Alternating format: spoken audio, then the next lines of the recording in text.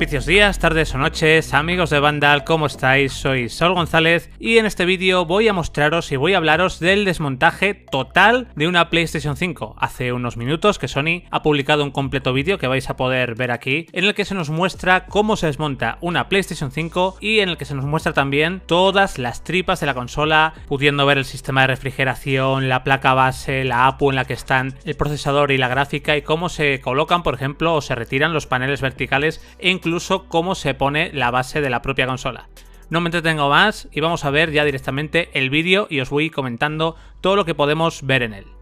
Como estáis viendo, el encargado de hacer el desmontaje de esta PlayStation 5 es Yasuhiro Otori, que es uno de los principales desarrolladores y diseñadores de hardware de Sony. Después de enseñarnos un poquito la consola en vertical y repasar sus medidas, vemos los diferentes puertos delanteros y traseros de la consola. La parte frontal cuenta con un puerto USB tipo C y con un puerto tipo A compatible con USB de alta velocidad, mientras que en la parte trasera nos encontramos con dos puertos tipo A compatibles con Super Speed USB, un puerto LAN RJ45 para conectar el cable de nuestro router si no queremos conectarnos por Wi-Fi, la salida HDMI de la consola y la toma de corriente. Tras esto, podemos ver cómo comienza a desmontar la base de la PlayStation 5 que está fijada en la consola con un tornillo que, como veis, es muy fácil de quitar y que incluso puede guardarse en la propia base de la consola. Si queremos colocar la consola en horizontal, colocaremos esta base en la parte trasera de la consola con un sistema de lengüetas que estáis viendo también ahora mismo en el vídeo. El siguiente paso es retirar los paneles laterales de la consola que están hechos y pensados para que se puedan quitar con suma facilidad levantando la esquina trasera y deslizándola para retirarlos sin ningún tipo de problema y acceder a la parte interior de la consola, lo que nos permitirá limpiarla con bastante facilidad con un aspirador tanto en la zona del ventilador como en unos nuevos depósitos de polvo gracias a los cuales podremos limpiar de polvo, valga la redundancia, nuestra PlayStation 5 utilizando también un aspirador. Además, en esta primera capa interior de la PlayStation 5 también encontraremos debajo de una placa protectora al lado de la unidad lectora de discos una interfaz M.2 compatible con PCI 4.0 gracias a la cual podremos ampliar el almacenamiento de la consola. Lo único que necesitaremos es un SSD M.2 que tenga una velocidad de lectura y escritura de 5,5 GB por segundo en RAW o en datos brutos, como prefiráis llamarlo.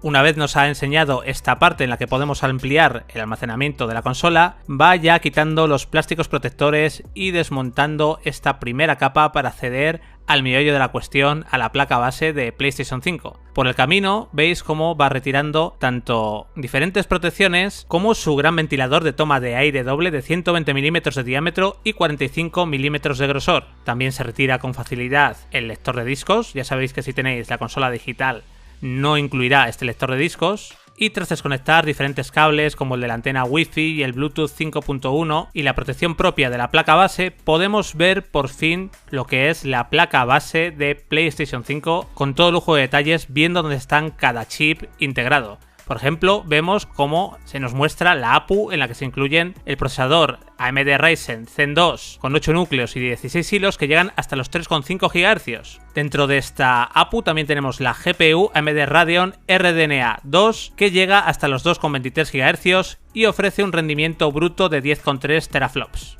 Lo siguiente que vemos, distribuidos de forma circular, es la memoria que se han instalado 16 GB GDDR6 que ofrecen una banda ancha máxima de 448 GB por segundo. El siguiente componente que vemos integrado en la propia placa base es el SSD de 825 GB de almacenamiento. Esto sustituye al HDD que venían utilizando las consolas hasta ahora, hasta PlayStation 5. Junto a esta memoria de almacenamiento también vemos un controlador personalizado de la SSD, gracias al cual alcanza velocidades de lectura de 5,5 GB por segundo en transferencias de datos brutos, lo que reduce muchísimo el tiempo de carga de los juegos y también va a aumentar las posibilidades a la hora de cargar y de generar un mundo abierto. Tras enseñarnos esta memoria, lo siguiente es muy interesante, ya que se nos habla del sistema de refrigeración de PlayStation 5 y del conductor térmico o TIN que está entre lo que es el SOC, el chip que habéis visto antes, y la unidad de disipación de calor que la veis a ver ahora, que es muy pero que muy grande. Para el conductor térmico, en lugar de utilizar la pasta térmica que usaba, por ejemplo, PlayStation 4 y que usan otros procesadores, incluso muchos ordenadores,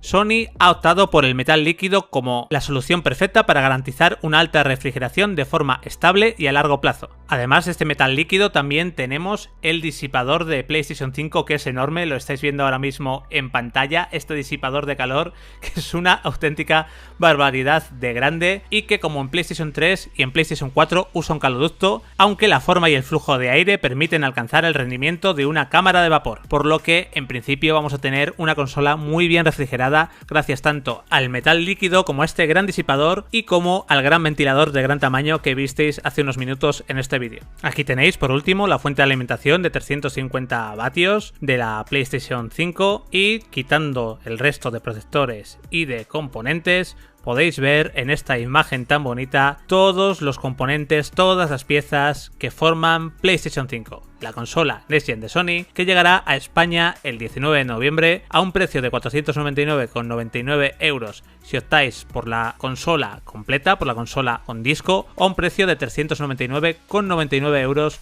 si optáis por la consola digital sin lector de discos. Esto es todo, amigos de Vandal. Si os ha gustado este vídeo, dadle a like, suscribíos a nuestro canal, activad la campanita para que se os notifique cuando subamos nuevo contenido y ya sabéis, a jugar sin parar. Un saludo a todos, chao chao amigos.